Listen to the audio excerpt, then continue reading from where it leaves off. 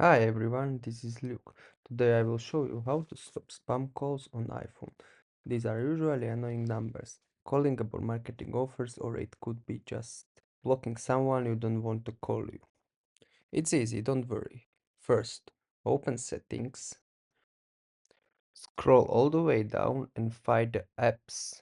Click on it. Now scroll down to find phone app under the letter P.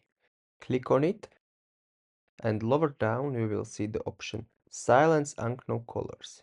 This means that all unknown numbers will be silenced and sent directly to voicemail. This is the less drastic option that will at least reduce the numbers of calls that call you only for marketing and those that are really want something with you. Now the second method is a complete block.